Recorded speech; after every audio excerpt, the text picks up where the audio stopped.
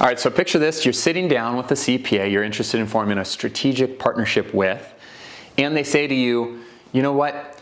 I actually already have an advisor that I refer my clients to. What do you say? Is that the end of that conversation? Is there anywhere you can pivot? I get that question a lot in our community. So here's the way you want to handle it. First of all, you never want to be surprised. You want to role play this response because the reality is 95 out of 100 CPAs are already going to have relationships with financial advisors or insurance agents that they refer business to or they get business from. All right, so you never want to be surprised, and it's absolutely not the end of the conversation.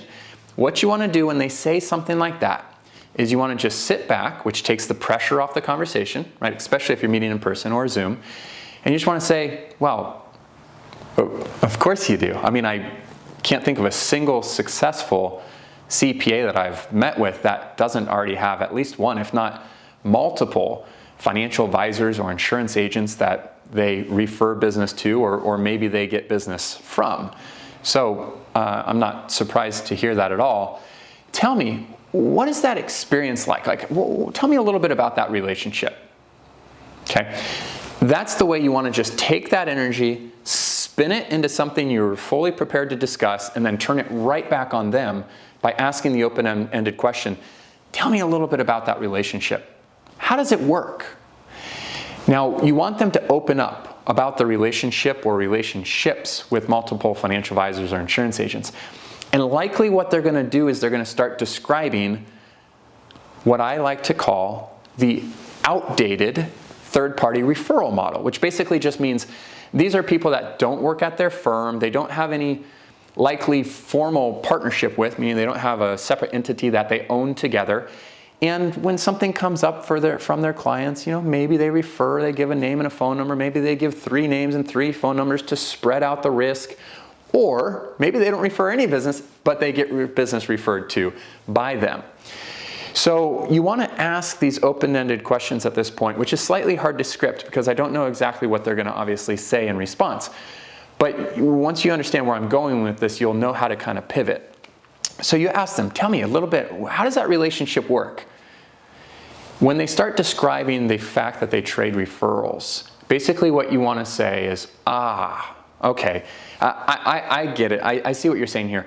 What you're really describing is the outdated third-party referral model. That's actually extremely different than what I'm discussing here. I'm discussing a team-based model where actually the advisor and the accountant form a proactive planning team together. They actually have meetings with the clients together.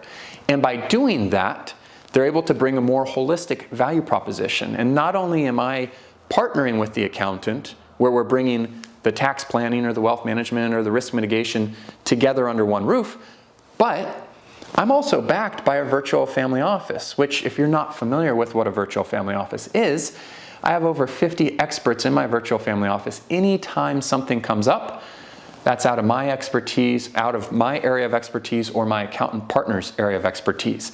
In essence, what that gives us the ability to do is know with confidence that regardless of what client we're sitting down in front of, either we will have the ability to handle it ourselves as the proactive planning team, or we will have an expert in our virtual family office that we will be able to bring in to assist. All right, now I just ad-libbed a whole bunch of stuff there, but the key takeaway that I want to communicate in this video is, first of all, if you're an advisor right now, financial advisor, wealth manager, insurance agent, and you are looking to form strategic partnerships with accountants, never be surprised that they already have a relationship or multiple relationships established. Expect it. Role play that objection. Then as soon as they bring it or they say it, take that objection, handle it in a way that anticipates that reinforces, this is what I do. I can't think of a single relationship or a single meeting I've had with an accountant that hasn't already had a relationship. And then turn it right back on them by asking, tell me a little bit about how that relationship works. Get them to open up, describe it enough until you get to the point where you can confidently say, you're describing the outdated referral model, which means they send them an email, they give them a call, they provide the name and phone number to the client. They're just referring the business out. It's dangerous, it's outdated, it's inefficient, it lacks any type of organic growth because there's nothing unique about that. Everybody does it. It's very red ocean.